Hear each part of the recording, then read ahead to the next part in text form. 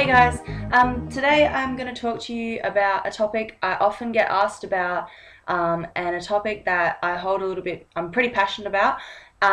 It is about fitness modeling and bodybuilding and competing in that field. Now, I'm going to share with you some of my experiences. I've only competed twice, so by all means, there's going to be seasoned professionals out there that do it every season and done a lot more years of experience than I have. But this is just the stuff that I have experienced that I'd want to share with you guys, because I often get asked by particularly girls, saying, "Oh, Joe, I really want to compete, but I don't know where to start. Do you think it's right for me? Blah, blah, blah." So these are a few things that I wish I had known probably before I went into it. And hopefully this is going to give you a good insight into fitness modeling and bodybuilding and competing in that realm and whether it is the right thing for you. So first of all, congratulations if that's the path that you want to take and you really feel like this is the next step for your goals in terms of fitness, etc. And you're really into it. You've been training for a while and you're thinking this is the right path. Then by all means, this is an excellent avenue for you to really test yourselves, both physically and mentally, and to get on stage, which is the final product of it all. So well done. First of all, one of the major things that I often ask girls that say to me, "Oh, I'm thinking of competing," is to work out your why. What's the reason that you're going into competing?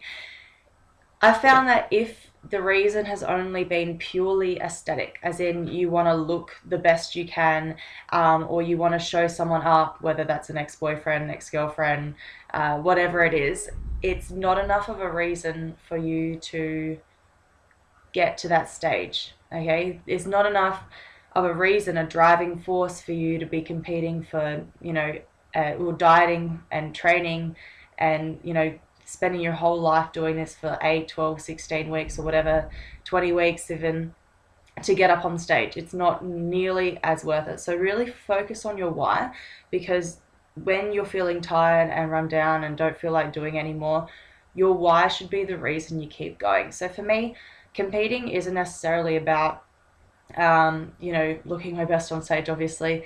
That's a byproduct of the fact that for me it's a massive mental challenge.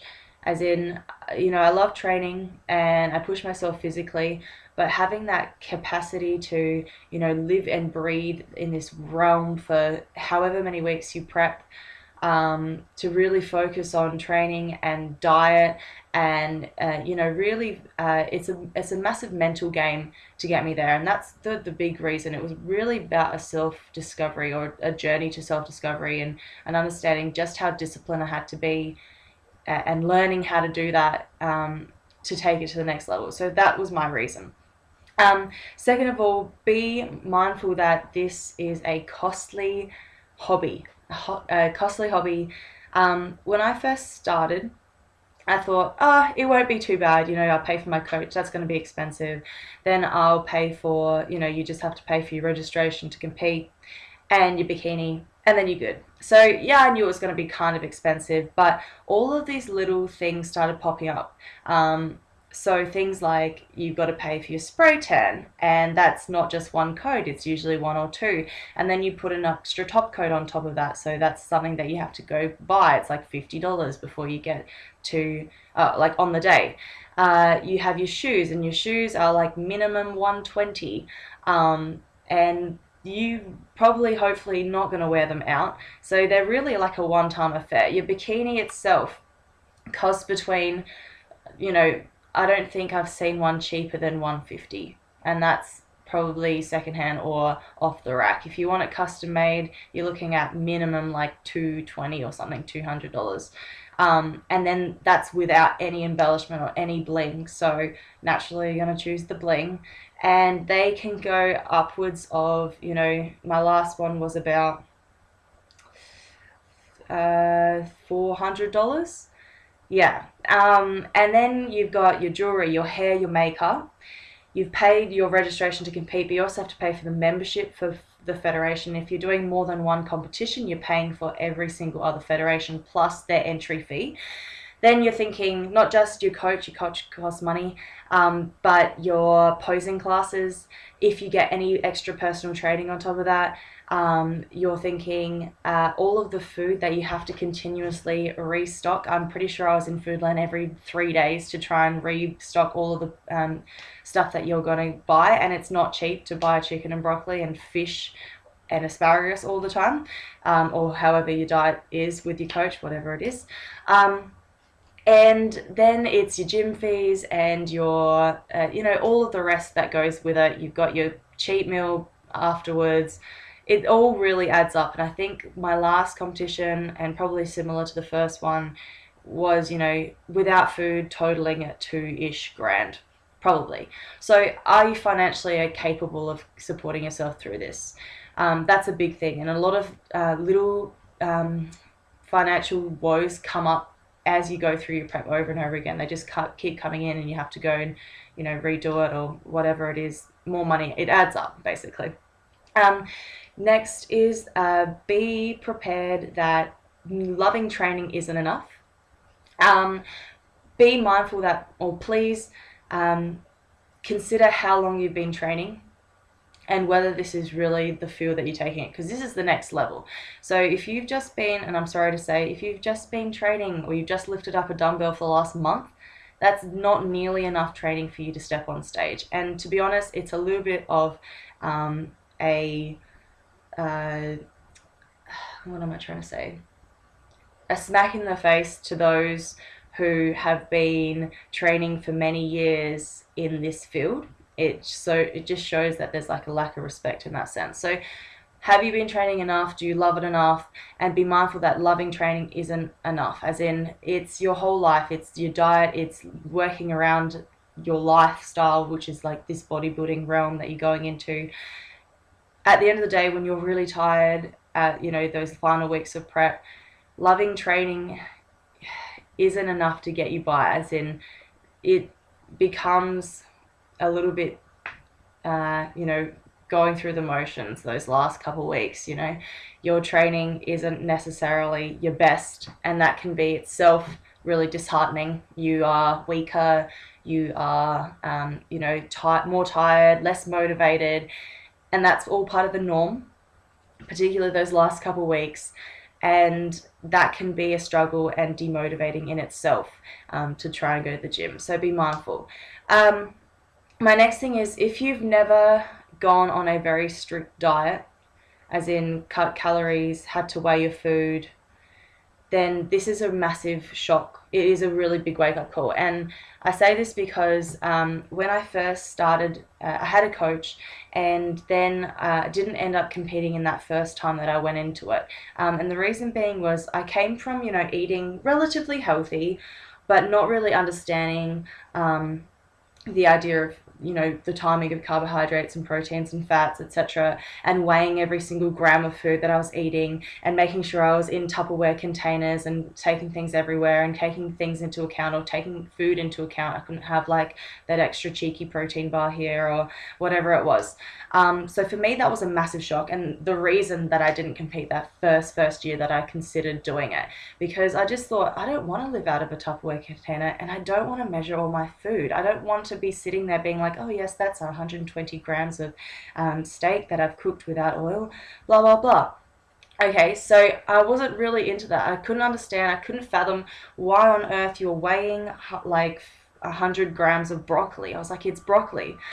But over time, I got very used to the idea. Now I still weigh my food, but I don't consider it an inconvenience. But I do really understand that if you've never done it before, the first time you do it is weird and not comfortable and really out of your normal habits or routines. So for now, it's just, I don't even think about it and I do it. So yeah, that's just a little bit of perspective. Be mindful that your whole lifestyle in that sense is going to change.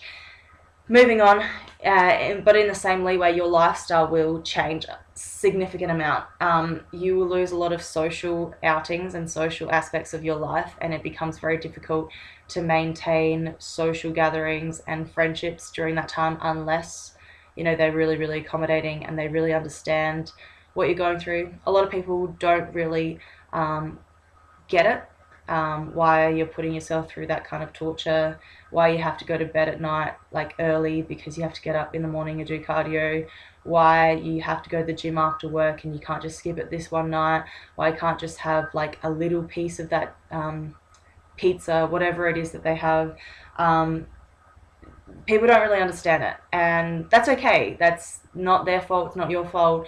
But be mindful that, it can be a little bit of a burden on other people's lives as well when you're always carrying around your chicken and broccoli and being like, oh, sorry, you can't eat, or oh, sorry, like I have to leave early, blah, blah, blah.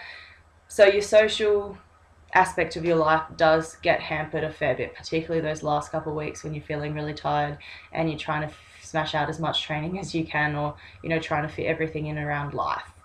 My next point is dieting and training or competing or going on a prep isn't necessarily hard.